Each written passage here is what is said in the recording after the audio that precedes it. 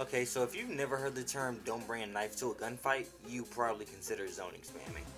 And the reason I say this is a lot of times people don't really get the concept of zoning, and so they compare it to spamming, but I'm going to try to differentiate the two in this video. So what we're going to do is start out small and break up the basic archetypes, characters, and fighting games. So your overall basic day one go-to characters are your basic characters. They usually have like an uppercut and a fireball just to teach you like the fundamentals of the game, give you something, pretty much everything you really need to start out with. These characters are often considered honest characters because you have everything you need. They have nothing too overpowered, they're not underpowered, so every win you get with them is kind of like deserved, it's earned. Next you have your rush down and kind of mix up characters because they stay in your face and that is their playstyle. Instead of holding back and using fundamentals, they normally have tools that they can use, such as Wolverine's dive kick to easily just get in on you, Angel's shit ton of moves and mix-ups to stay in your face and constantly keep you on your toes. These are the characters people like to play when they are truly like an offensive monster. Now grapplers are characters that once they get in, they stay in using your own fear against you. They use breaks between pressure to get free damage, and they're usually hindered by like a slow walk speed or stubby normals. They get a lot of hate for dealing out 50-50s on wake up, but that's where the fear comes in, and you have to kind of change your playstyle a bit to win. Now those are the most basic archetypes of fighters. They're more unique archetypes like whatever Sea Viper is, Bedman, those two come to mind. But now we're going to get into the archetype that people love to hate. Zoners are characters who will fight you from a distance, whether it be half screen or full screen, normally using guns, arrows, magic, anything, just to keep you at bay.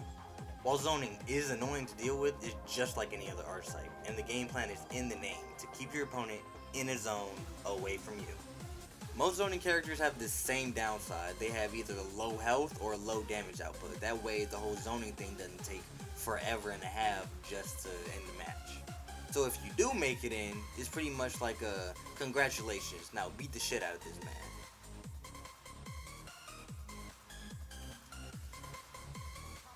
It's a really thin line on what's considered zoning versus what's considered spamming. So here's my personal ideology of it. Spamming has less effort involved. It's more of a, I only know one move, so I'm only going to use one move type of deal. It's more of a lack of character knowledge than anything else in my opinion. For this example, I'm going to use Deadshot's Wrist Cannon because that's the move you see used the most from Deadshot players. I'm able to jump and walk under the shots pretty easily because there's no thought process involved. It's pretty much just blind fire, hoping something lands, and this can get to lower level players who just started the game pretty quick, as you won't fully understand your options against this until you play the matchup more or hit the lab. This is from one of Honeybee's matches that he posted earlier this month.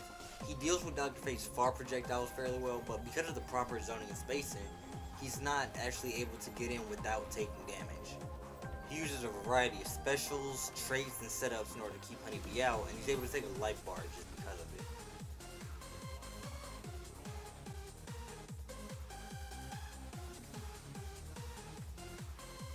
There's no definite solution to this because every character plays differently and every person plays differently. But with that being said, some characters have answers for zoning, such as counters, invincible moves, normally EX depending on what game you're playing, and moves that change their hitboxes.